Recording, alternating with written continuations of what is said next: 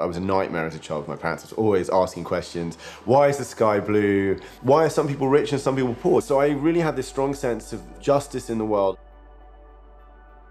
I was lucky enough to grow up just at the time I was kind of coming of age when the internet happened. With the internet, suddenly millions are creating information. And that meant that people started to look at the rules about how information was regulated in our society. Those two things came together for me to see this possibility of how this digital age could be. Open Knowledge is a non-profit. It was founded in 2004, and it was one of the pioneers, the first organizations really working on this issue of how do we control information, how do we open information up. It was set up to basically create a movement and create a change in attitude and put openness at the heart of this digital age. One of the best examples, obviously, is pharmaceutical drugs. Are they safe? And are they actually effective? And it actually turns out that a lot of that information is not available. There's a project we have called Open Trials, which is actively opening up all that information, because there's an aspect where data isn't shared and that retards scientific progress. There's also the question of just patents on them. And the price of HIV drug went from $10,000 per person per year or more to $100 within less than 10 years.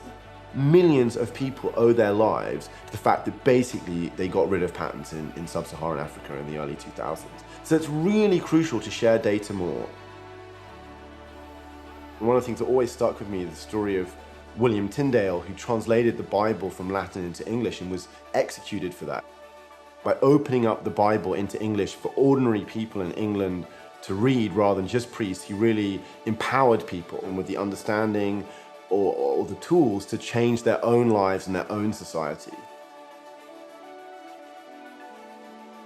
We have lived as humanity in a world of physical goods. In a world of exclusive use, exclusive property makes sense because it's valuable, it costs money to make. Information is fundamentally different from all the goods humans have used. I can't just snap my fingers and get 1 million cars.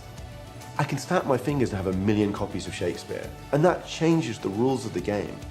Because information is so cheap to reproduce, it also means if you control it, you can become unimaginably wealthy. We've had projects where we call like Where Does My Money Go and Open Spending, where that data has been opened up on a massive scale. And it's led to direct savings where government have realized that maybe they're spending money on things they don't need to, or they could spend it better. And that will allow new innovation, new entrepreneurship, new kinds of research, and new kinds of just freedom for people. But there's a lot more to do. I think we're coming to a point where there's going to be a harder road ahead. That there's increasing abundance. We've got more than we need often, but we have less of some things than we need. I think one of the profound goods for humanity is insight and wisdom, and that has become missing. I don't just think also just magically raw information is enough. You need open minds to really have it make a difference to our society. So we have this choice of this age that presents us with these alternatives, a world of openness, of collaboration, of sharing, of creativity, or a world of exclusion, of surveillance, of manipulation. And I want to see us seize those opportunities and create that heaven.